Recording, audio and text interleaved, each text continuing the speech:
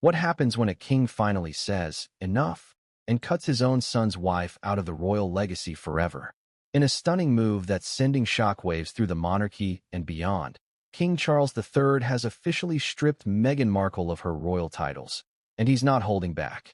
Sources reveal he blames her directly for tearing Prince Harry away from the royal family, accusing her of orchestrating a divide that may now be permanent. But why now? What pushed Charles to the breaking point? And how will this decision reshape the future of the monarchy and Harry's fate? Stay tuned, because what you're about to uncover may change everything you thought you knew about the royals.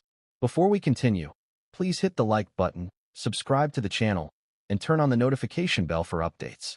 The camera fades into the echo of Westminster's bells in the distance. The Union Jack waves against a gray sky. Then, cut to the royal seal being discreetly removed from a press document. A narrator's voice cuts in, grave and deliberate. "What if we told you? The King of England has finally had enough."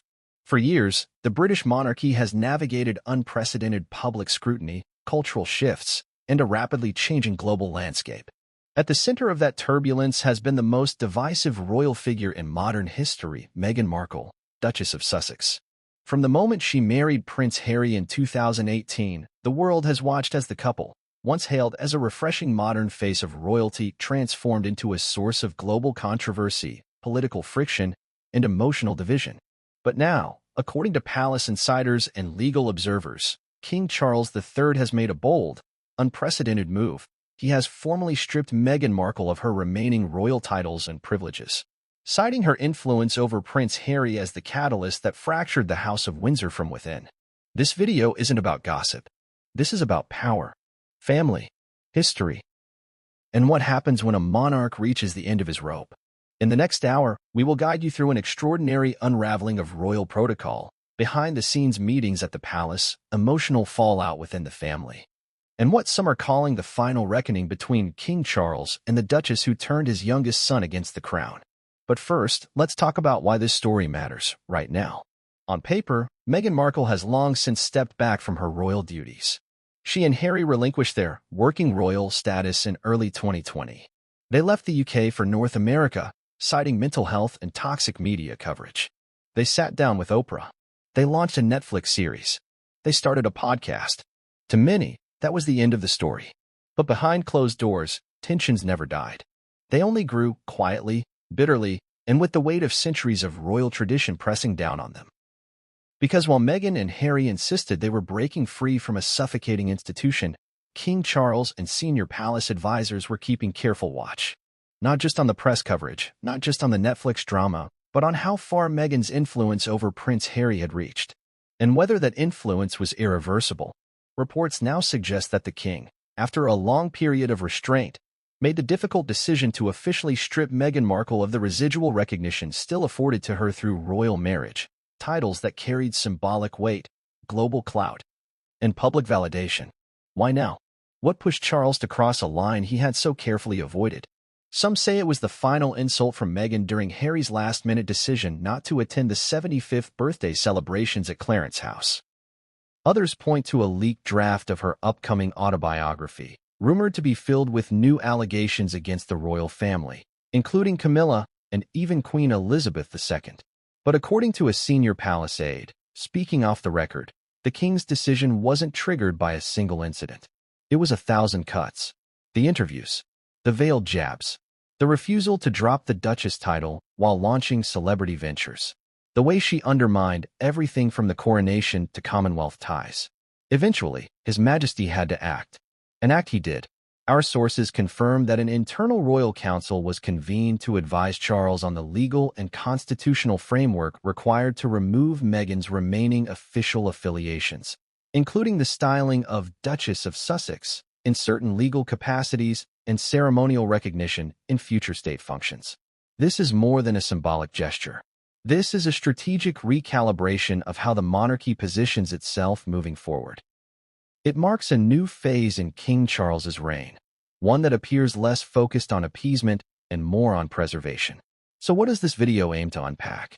Over the next series of chapters, we'll explore the origins of the conflict, how Meghan's entrance into royal life began a cascade of change inside the institution, the legal mechanisms and historical precedents behind title removals, a rare look into King Charles's decision-making process and personal turmoil. Prince Harry's current position, caught between the woman he loves and the family he left behind, and the real-world implications. How this affects Meghan's influence, her business empire, her public credibility, and even her children's status in the line of succession. This isn't a simple story of good versus bad. It's a web of ambition, identity, loyalty, and consequence. We'll present both sides, with balance and nuance. Meghan's defenders say she was driven out, a modern woman rejected by an archaic system. Critics argue she used her royal platform for personal gain, abandoning the very responsibilities that come with such titles. We'll also hear from royal historians, constitutional experts, and insiders who've worked under 3 reigns, from Elizabeth to Charles, to understand just how significant this move truly is. The stakes here aren't just royal. They're cultural. They speak to the age-old struggle between tradition and modernity, duty and freedom, monarchy and media.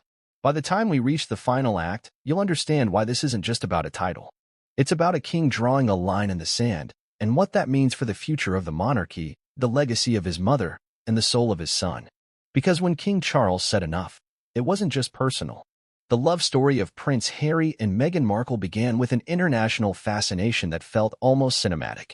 A British prince, scarred by loss and hardened by the media's intrusion, found joy and purpose in an American actress who was outspoken, poised, and already beloved by the camera. In the beginning, their story radiated the kind of optimism and emotional redemption the world seemed desperate to celebrate. But not long after the royal wedding, that perfect public image began to crack. Behind the palace gates, something was unraveling slowly at first, then rapidly, and without mercy. So where exactly did it all start to go wrong? To understand the full impact of King Charles's decision to strip Meghan of her remaining titles, we must go back to the early days of her royal integration. The world watched in awe as Meghan, dressed in Da Vinci and smiling under St. George's Chapel's medieval arches, married into centuries of monarchy. The Queen smiled. Prince William nodded. Prince Charles walked her down the aisle. But according to multiple royal insiders, including former palace aides and staff who have since stepped away, warning signs were present even before the ceremony. She never wanted to follow the royal path, one former staff member said. She wanted to carve out a new one, with her own rules. Initially, this energy was welcomed. Harry was reportedly thrilled that Meghan was bold enough to challenge protocols that had frustrated him for years. She asked questions no one had dared ask. Why did she need to wear neutral tones? Why couldn't she voice her political opinions? Why were engagements arranged in silence with only minimal interaction with the public? At first, Harry saw this as refreshing, a spark of independence in a world he found constraining. But those close to the monarchy interpreted it as something else, resistance. And that resistance soon became open defiance. The first major fracture came just months after their wedding. In November 2018, a report broke that Meghan had allegedly reduced royal staff to tears with her demanding behavior during a dress fitting for Princess Charlotte ahead of the wedding. The incident itself, once dismissed as gossip, was later confirmed in multiple outlets. The media coined it Tiaragate. But within the walls of the palace, it was far more serious. It marked the beginning of what palace aides would later call the Sussex Storm. It wasn't just one argument.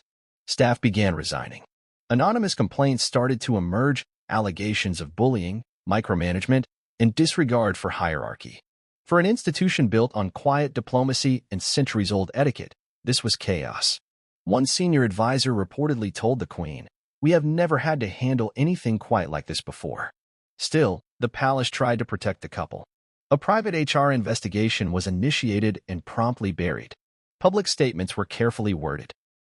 Meghan was supported in public by members of the family, including the Queen, who went on several joint engagements with her in early 2019. Yet the media narrative was shifting. Coverage that once painted Meghan as a breath of fresh air began turning sour. Headlines began to contrast her behavior with that of Catherine, Duchess of Cambridge. Meghan was cast as divisive, calculating, difficult. And while some of the coverage veered into unfair or racially insensitive territory, sparking legitimate outrage, it didn't change the underlying issue. Inside the firm, Meghan wasn't blending in. She was carving out something entirely separate. Then came the move to Frogmore Cottage, a shift that, in theory, was supposed to offer peace and privacy. But insiders suggest it was more a strategic separation. Meghan and Harry wanted out of the Kensington Palace fishbowl. They wanted their own staff, their own communications team, and their own household. Effectively breaking off from Prince William and Catherine, that move wasn't just logistical. It was symbolic. From that moment, they weren't just physically moving, said a former palace planner. They were mentally exiting the institution. As the 2019 summer progressed, tensions escalated. Meghan and Harry's private christening for Archie, their refusal to name godparents, and their increasing control over press access led to further accusations of secrecy and arrogance. While other royals embraced public engagement, the Sussexes began to build walls. Behind those walls, plans were forming. Insiders now suggest that Meghan was quietly exploring commercial ventures months before the infamous Megxit announcement. According to leaked emails and planning memos reviewed by reporters, there were discussions about establishing the Sussex royal brand as a global lifestyle and content empire, spanning fashion, wellness, philanthropy, and entertainment. This wasn't a retreat. It was an exit strategy. By January 2020, the world was shocked by Harry and Meghan's public statement. They would step down as senior royals and seek to become financially independent. The Queen was reportedly blindsided. The palace was thrown into crisis. And within weeks, an emergency summit was held at Sandringham to determine the future of the Sussexes. The terms were set. They would retain their Duke and Duchess titles, but they would no longer use HRH. They were banned from using royal as part of any branding. Funding from the sovereign grant would end. They would repay the cost of Frogmore Cottage renovations. It was a clean break on the surface. But in the hearts of the family, wounds had been carved too deep. Harry had chosen Meghan, and in doing so, he had walked away from everything. His military titles, his honorary positions, his role within the Commonwealth, and arguably the confidence of his father. Reports later surfaced that Prince Charles, though publicly supportive, had privately lamented the loss of his son to what he described as a foreign world of entertainment and victimhood. According to one close friend of the family, Charles felt Meghan encouraged Harry to see himself as a victim, not a prince. In the months that followed, Harry and Meghan launched a media blitz that further deepened the divide. The Oprah interview, the Netflix documentary, the Archetypes podcast, each one carried subtle and not-so-subtle attacks on the institution. Terms like unconscious bias, racism, silencing, and trauma became part of the Sussex lexicon. Within the palace, they became red flags. Yet Charles remained silent. He extended invitations. He made statements of unity. Even during Queen Elizabeth II's funeral, he reportedly reached out privately to both Harry and Meghan, attempting to create a moment of reconciliation. But nothing stuck. The distance widened. The final break, according to insiders, came with the coronation. Harry attended. Meghan stayed behind. It was a symbolic divide seen around the world. One brother in full regalia. One seated solo in the third row. No interaction. No unity. From that day forward, Charles began meeting with senior advisors about long-term institutional protections.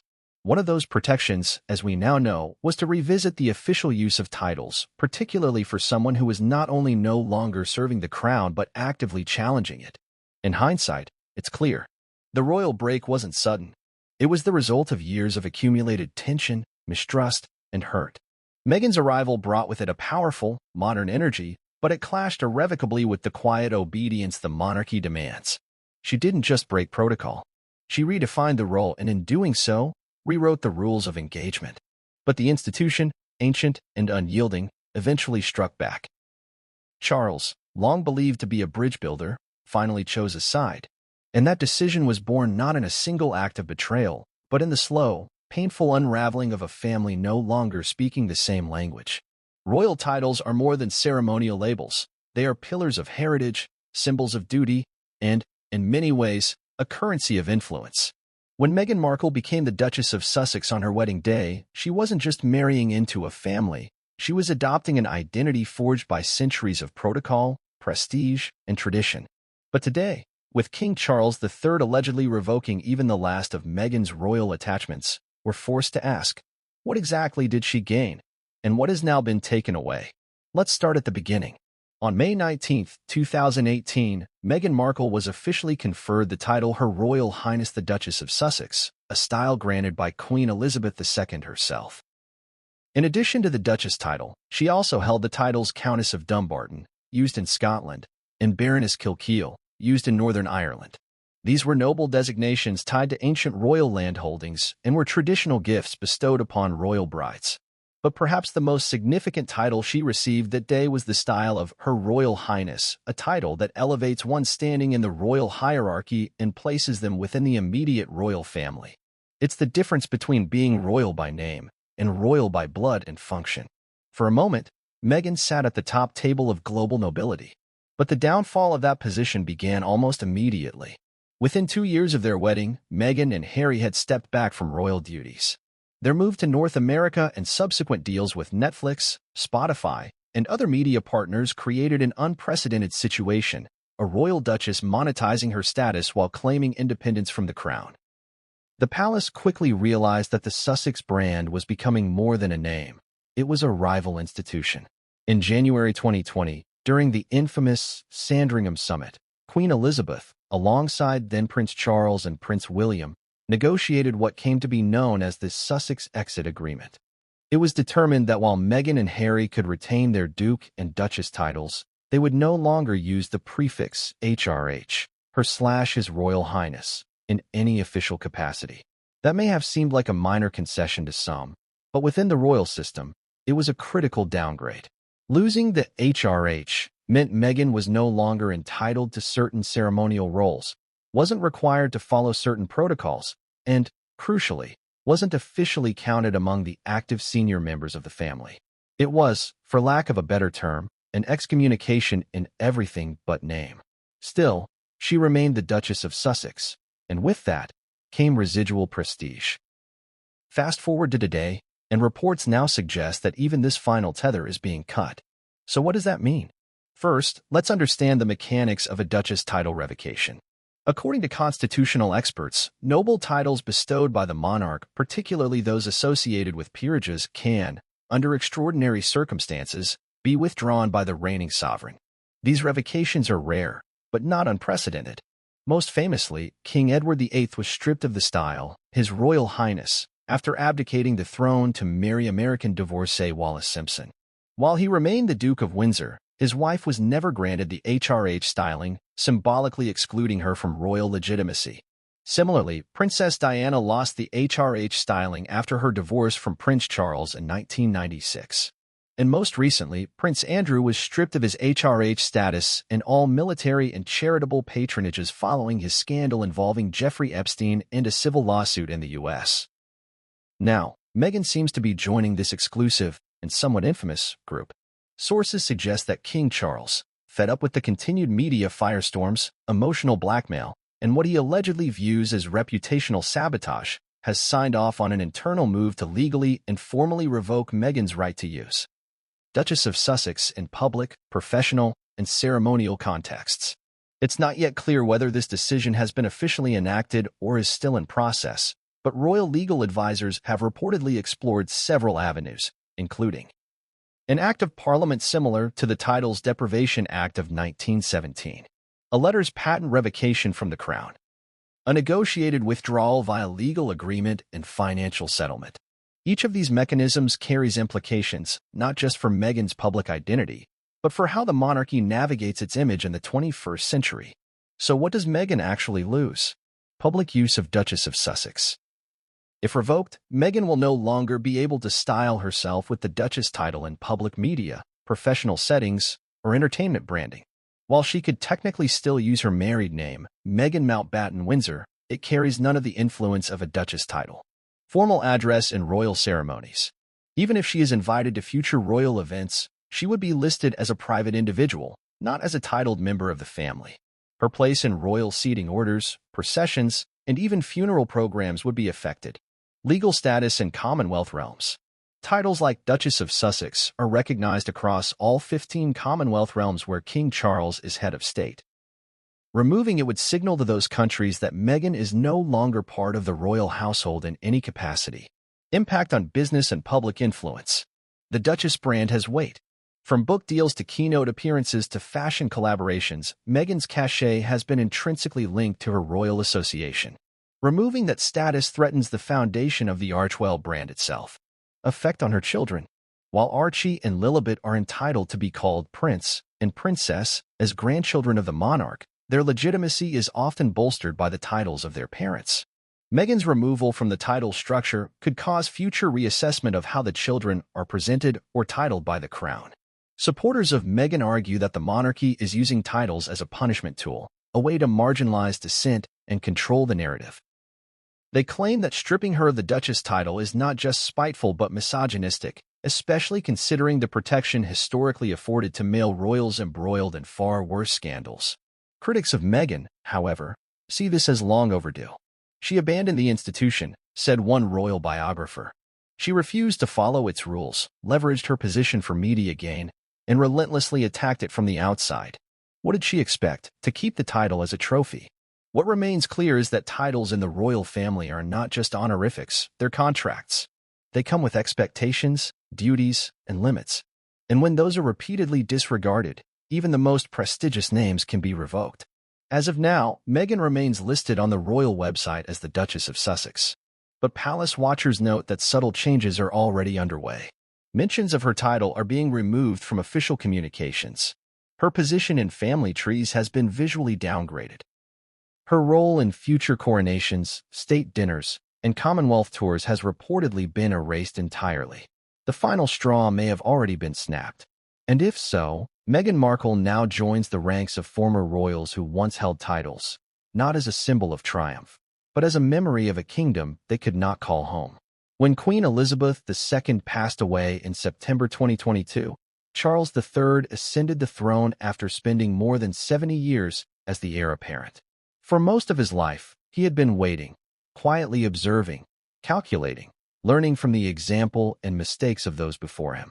And while many expected his reign to be ceremonial or transitional, few anticipated the decisive, even coldly strategic steps he would eventually take. Chief among them, the final distancing of Meghan Markle from the monarchy. But why did King Charles wait so long to act? Why didn't he revoke Meghan's titles immediately after Megxit in 2020? Why did he endure years of jabs, subtle attacks, and scandalous interviews before finally drawing a line in the sand? The answer lies in a complex combination of timing, image, emotion, and strategy. Charles is not impulsive. He is, by most accounts, a man who deliberates, who often overthinks, and who is acutely aware of public perception. As someone who endured decades of personal backlash, particularly during his divorce from Princess Diana, he knows the price of acting too quickly. And when it comes to family, especially his youngest son, his instinct has always leaned toward caution rather than confrontation. After Harry and Meghan's public exit in 2020, Charles reportedly advocated for a wait-and-see approach. According to multiple sources close to Clarence's house at the time, he believed the couple's move to California was a phase, a short-term reaction to media pressure that would resolve over time. He had hoped, some say, that distance might bring clarity. And perhaps even reconciliation. He truly believed Harry would come back, said a longtime palace insider. Not necessarily to full-time royal duties, but to the family, to his senses, and by extension, Meghan too. In the early days, Charles extended quiet olive branches. He reportedly offered to help fund security and housing while the couple settled abroad. He ensured that Harry was invited to family events and stayed in communication with him more than the public realized.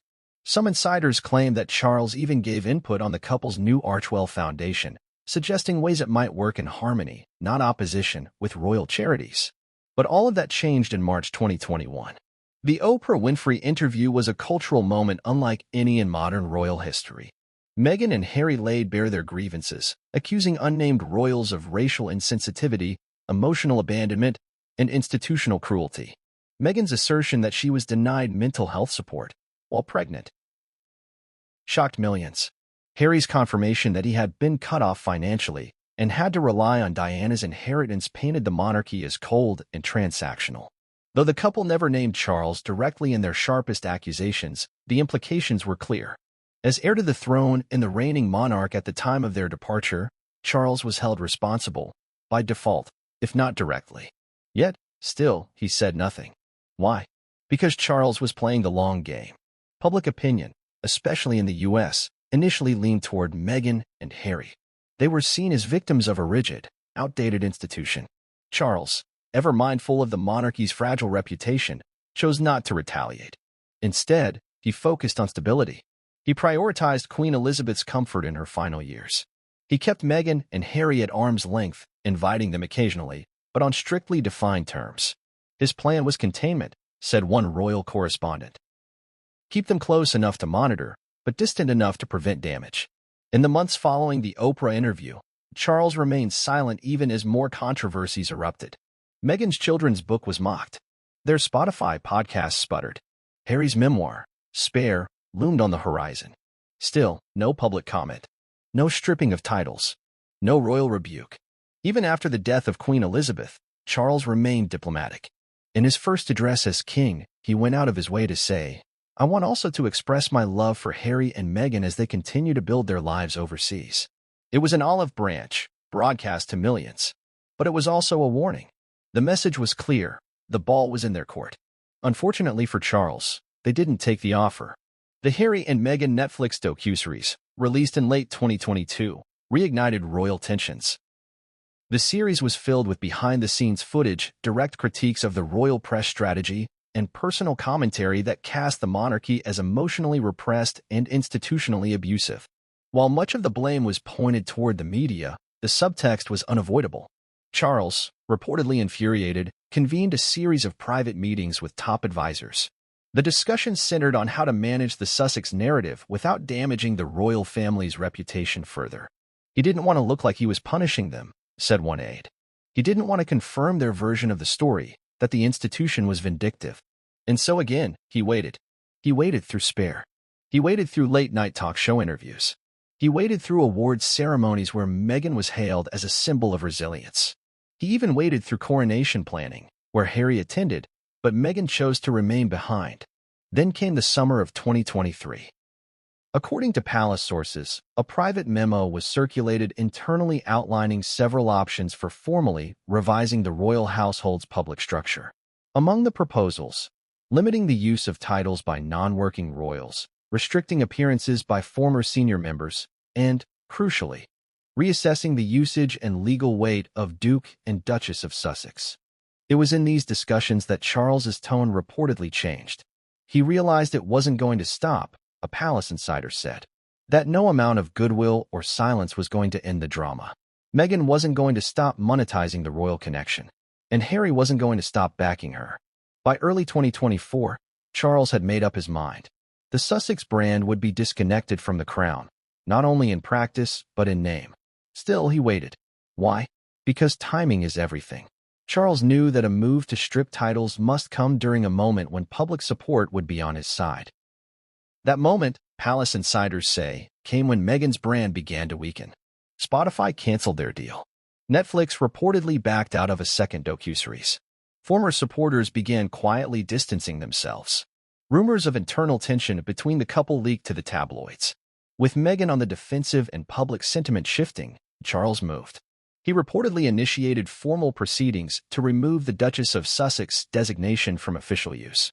The announcement, though not public yet, is said to be internally recognized and supported by legal counsel, with implementation to begin across royal platforms and government-facing records. The silence that preceded this moment wasn't cowardice. It was calculation. Charles bided his time. He watched. He measured. And when the tide turned, he struck, not with emotional impulse, but with constitutional precision. He understood something few others did, that to act prematurely would make Meghan a martyr. But to act at the right moment, when the world had grown weary of her contradictions and critiques, would redefine his reign as one of quiet authority and protective leadership. By waiting, he ensured that the move wouldn't be seen as retaliation, but as necessity. Now, as the consequences play out, the world is beginning to see Charles not as the placeholder monarch many predicted, but as a man who, like his mother before him, understands that monarchy isn't about affection. It's about endurance. And Meghan, once welcomed into that legacy, now stands on the outside of it, not because Charles reacted emotionally, but because he didn't. By the time 2024 began, Buckingham Palace was operating in damage control mode, not for the monarchy's actions, but for what seemed to be a never-ending barrage of narratives from across the Atlantic. Meghan Markle, though removed physically from the royal household, remained deeply tethered to the public identity she gained through her marriage. Her use of the Duchess of Sussex title, her frequent allusions to her time in the firm, and her mounting media ventures kept her inextricably linked to the institution that she had long since renounced. But behind the scenes, the palace had reached its threshold.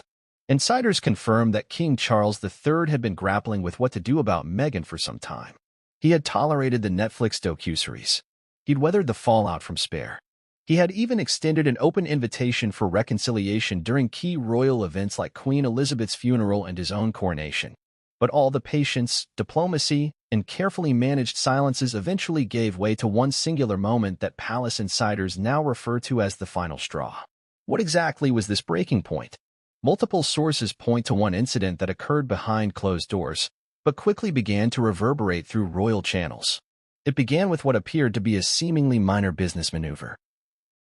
Meghan's legal filing to trademark the term The Duchess Podcast, a new audio series she was preparing that, according to industry insiders, was designed to focus on powerful women navigating archaic institutions. On the surface, it appeared innocuous. Meghan had previously used her titles for branding archetypes, Meghan, the Duchess of Sussex, in interviews, and more.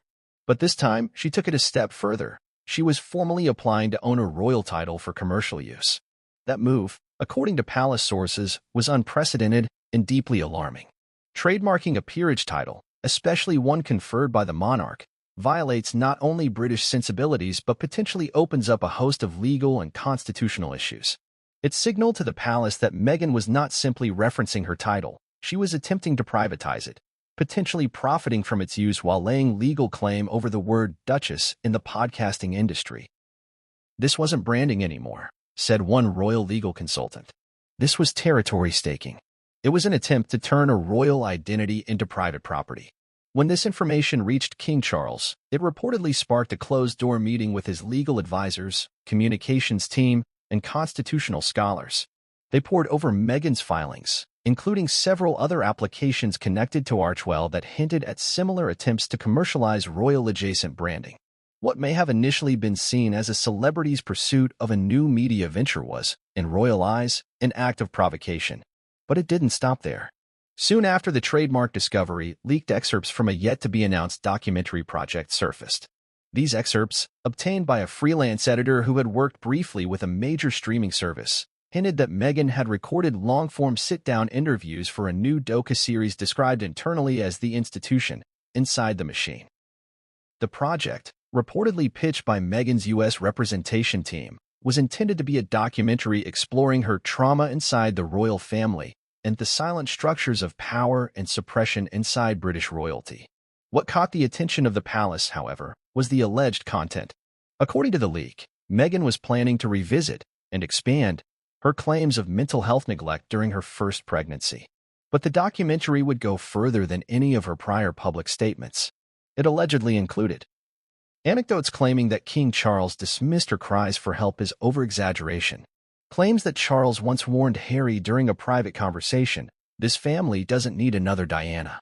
Commentary suggesting that Meghan believed Charles was jealous of her popularity in the Commonwealth. Allegations that Camilla Parker Bowles actively advised against Meghan being offered more high-profile royal assignments. Though the documentary was still in development and no release date had been confirmed, the palace took these leaks seriously. Legal teams began mobilizing. Preliminary communication was made to the streaming service's legal department, reminding them of existing royal privacy clauses and protections related to Harry and Meghan's exit agreement. But Charles, sources say, was livid. This was not a press issue anymore, said one senior palace advisor. This was personal. It wasn't just about image, it was about the monarchy being weaponized by someone who had pledged, once, to uphold it. At this point, the king was reportedly informed that he had two options. Attempt another round of negotiation with Harry and Meghan behind closed doors, asking for assurance that titles would not be used or attached to further projects. Use his authority as sovereign to move forward with a formal title revocation, ending the ambiguity once and for all. He chose the second. But there was one more spark. An emotional one. In the spring of 2024, just weeks after the documentary leak and the trademark filing, King Charles extended a private invitation to Harry to attend a royal military commemoration event. One that held significant importance to Charles personally. It was a tribute to fallen service members Charles had served alongside during his naval years, and he wanted both sons present. Harry initially accepted. Then, days before the event, he reportedly declined, without explanation. Later, sources inside the palace learned that Meghan had arranged for Harry to attend a private philanthropy event in Los Angeles on the same day, one featuring multiple Hollywood heavyweights and a keynote by Meghan herself. According to a family friend, Charles was heartbroken. He told Camilla, "She's taken him completely. He doesn't even see what he's given up." That was when Charles said, "I won't allow her to wear this family's name any longer." From that point forward, palace wheels turned quickly. Internal legal memoranda were circulated. Royal courtiers began scrubbing official documentation of the Duchess of Sussex designation. Mentions of Meghan were removed from royal event briefings and planning schedules. One source even claims that Charles refused to mention Meghan's name during a family lunch attended by William and other senior royals in May 2024, referring to her only as Harry's partner. When the final decision was made, Charles chose not to issue a public proclamation immediately. The reason? He wanted the removal to be administrative, not sensational. He didn't want it to look like an act of vengeance, but one of principle. Still, the palace didn't operate in total secrecy. A few senior journalists known for accurate royal reporting were quietly tipped off. Their stories were carefully worded. Palace reconsidering titles, king reassessing royal affiliations, Duchess title under review. These headlines served a purpose: to condition the public for what was coming. And now, as Meghan prepares for new media ventures without the weight of her royal association, it's clear that the final straw wasn't one singular act, but a culmination. It was the trademark filing, the documentary plans, the ghost-written accusations, the reshaping of victimhood into narrative, the subtle digs masked as activism, the birthday snubs, the refusal to support royal traditions, and, above all, the consistent public exploitation of a title tied to a family she claims destroyed her. Charles had waited. He had hoped. He had forgiven. But in the end, the institution had to come first. And in that moment of decision, he didn't act as a father. He acted as a king. What followed King Charles's final decision was not a press release, a formal address, or a televised family intervention. It was something far more human, private, and raw. A face-to-face confrontation between father and son. A meeting not held in public view, not captured by photographers or whispered about by aides and corridors, but within the historic walls of Clarence House, behind closed doors that had witnessed centuries of royal diplomacy, betrayal, and heartbreak. According to multiple palace insiders and those close to Prince Harry's circle, Charles summoned Harry to London in what was described as a final attempt at clarity before severance. It was not a request. It was an insistence, quiet, formal, but unmistakably royal. Harry, after some internal pushback reportedly influenced by Meghan, agreed to attend. He flew in alone, using a private security detail separate from those arranged by the palace. His arrival was deliberately low profile. There were no public sightings at Heathrow, no fanfare at the gates. Just a blacked-out vehicle slipping past the palace guards under the pretense of nightfall. Those who were briefed on the exchange afterward describe it as one of the most emotionally volatile conversations the king has had in years. Two men, father and son, standing at the edge of a family rupture that may never be fully repaired. It began with civility. Tea was offered. Pleasantries were exchanged. The formality of royal tradition was present but thinly veiled. The air in the room was heavy, charged with years of unspoken frustration and strained loyalty. Then Charles began. "I'm not here to lecture you," he reportedly said. "I'm here to make sure you understand what is being done, and why." Charles, ever conscious of image and precision, had prepared notes.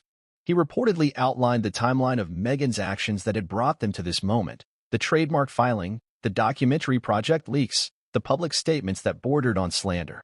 He read aloud, verbatim, portions of legal reviews and media summaries that the palace had compiled. Harry, for his part, sat in silence at first. His face, reportedly stoic, betrayed little. When Charles mentioned the decision to begin the removal of Meghan's title, administratively and without further delay, Harry broke his silence. "She's my wife," he reportedly said. "And everything she did because of how she was treated here." According to those present nearby, that line triggered what would become a heated back and forth. Charles, raising his voice only slightly, reminded Harry of the privileges he had been born into, the resources the monarchy had extended to Meghan, and the public support both had received at first. You speak of treatment, Charles reportedly snapped. But what about the treatment of your family? The hurt caused by her words? The lies hidden in her silences? Harry, defensive and emotionally raw, responded by referencing past trauma. His mother's death, the isolation he felt growing up in the spotlight, and the fear of history repeating itself with Meghan. She was being hunted, he said, and no one lifted a finger. Charles, in turn, reminded Harry of the extensive support the palace had attempted to provide: therapy referrals, private accommodations, media management strategies, all of which, according to Charles, were refused. You left, and I did not stop you, Charles reportedly said, but I will not allow the institution to be used as a tool for profit. The conversation reportedly circled for nearly 2 hours. At times, it calmed. At times, it ignited again. Witnesses described hearing voices raised, doors opened and closed with force, pacing in the hall. Charles's senior aide was asked to leave the floor at one point, reportedly so that father and son could speak more freely. One deeply emotional moment reportedly occurred when Charles mentioned Archie and Lilibet, Harry's children. I have grandchildren I don't know, he said quietly, and I fear I never will. That line struck Harry hard. According to a source close to the prince, he grew visibly emotional, turning away from his father, his eyes glassy. She's not trying to keep them from you, Harry reportedly whispered. She just wants them to be safe. To which Charles replied, then why keep them out of sight? Why hide them from a family they belong to? The issue of visibility, both literally and symbolically, was a point of significant pain for Charles. He had accepted that Meghan and Harry would raise their children in America. But what he could not reconcile with was the seemingly intentional withholding of those children from their royal lineage, from their heritage, from their grandfather. By the end of the meeting, it was clear that no true reconciliation had been reached. Charles reiterated that the administrative process to remove Meghan's titles would proceed. He also made clear that future royal events, coronations, jubilees, weddings, public charity initiatives would not include Meghan in any official capacity.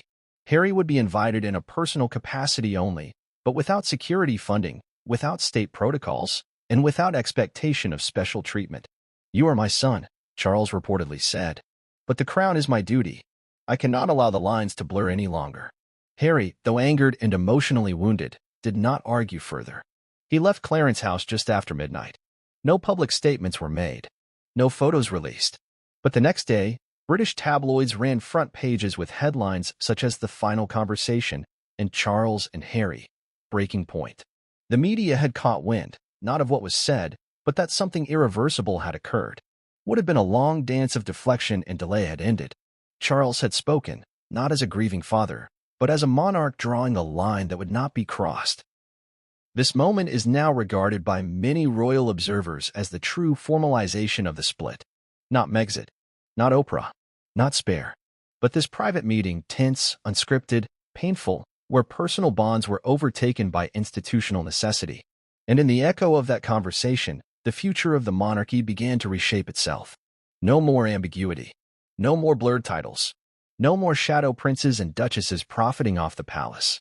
Just a line in the sand, and the unspoken understanding that Harry may have chosen love, but at a cost he never truly anticipated. The seismic decision by King Charles to strip Meghan Markle of her titles did not just ripple across the palace, it created emotional shockwaves that reverberated through every corner of the royal household. Though the press had not yet made the internal decision public, key members of the family were swiftly briefed.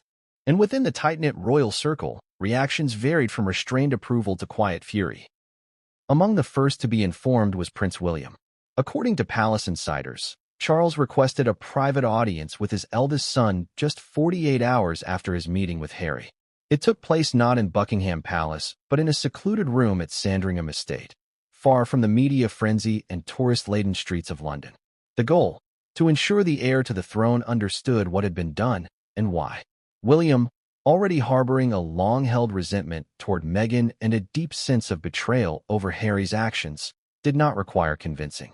According to one senior aide, he simply nodded as Charles laid out the final steps to revoke the Duchess of Sussex title. It should have happened a long time ago, William reportedly said. This wasn't said with malice. Rather, it came from a place of exasperated realism. For years, William had watched as the monarchy's integrity was publicly questioned by his younger brother and sister-in-law. What pained him most wasn't the criticism. It was the selective memory, the manipulated narrative that cast the royal family as indifferent villains. William, more than anyone, had borne the brunt of the fallout after Harry and Meghan's explosive media appearances. Not only was he painted as cold and unfeeling, but his wife, Catherine, the Princess of Wales, became a target of tabloid dissection. From that infamous bridesmaid dress-fitting incident to the accusations about the media double standards between her and Meghan, the couple had been unwilling participants in a PR war they never signed up for. Behind closed doors, Catherine was said to be relieved by the king's decision. Not because of any personal vendetta.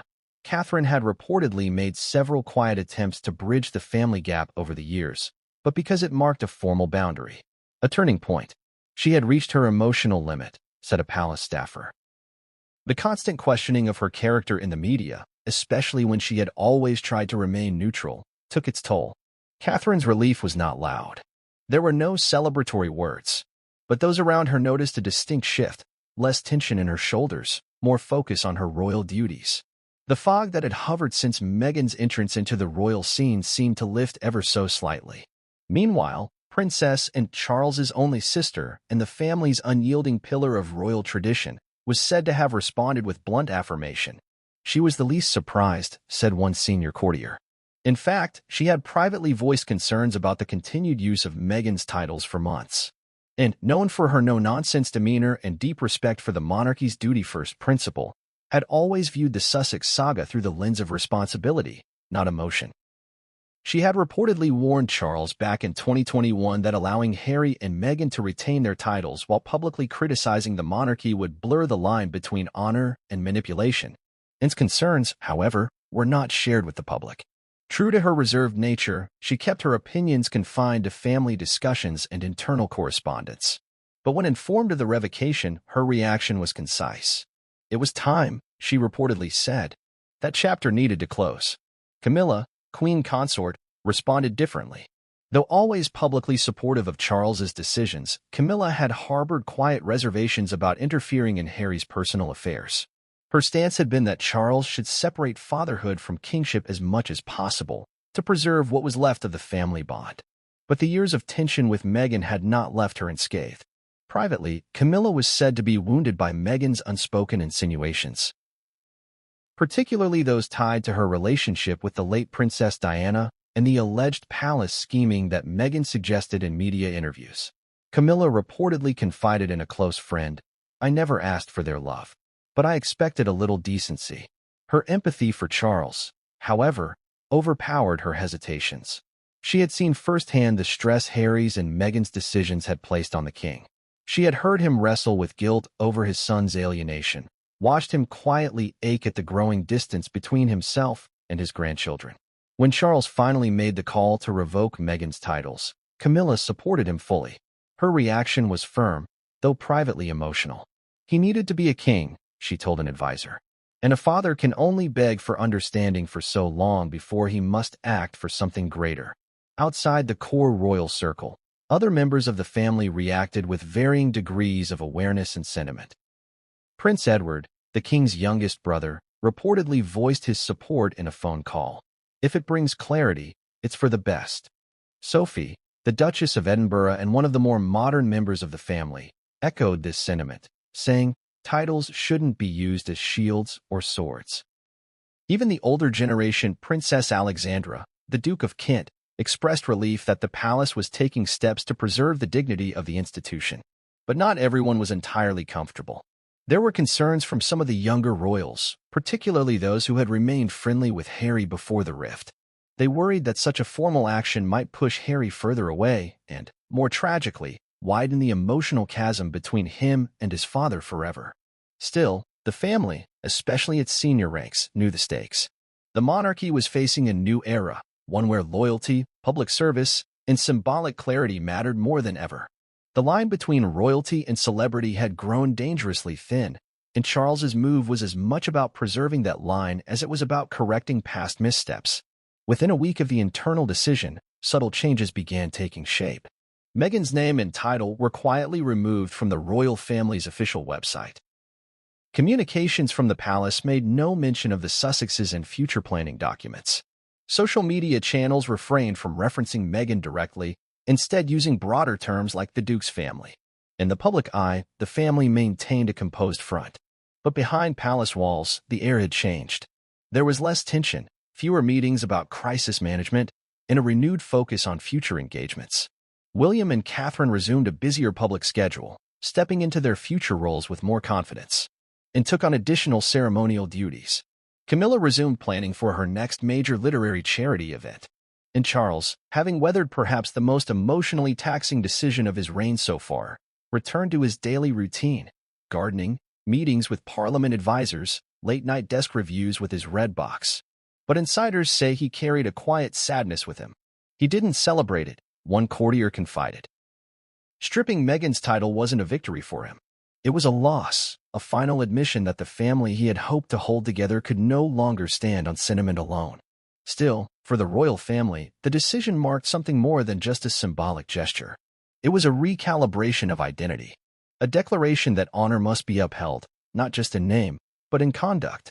And for the Windsors, whose every step is scrutinized and whose legacy depends on the weight of tradition, that declaration mattered more than public opinion, Netflix contracts, or even the painful silence between a father and his son. When the news broke that King Charles III had officially stripped Meghan Markle of her remaining royal titles, the world didn't react with a whisper, it exploded with noise.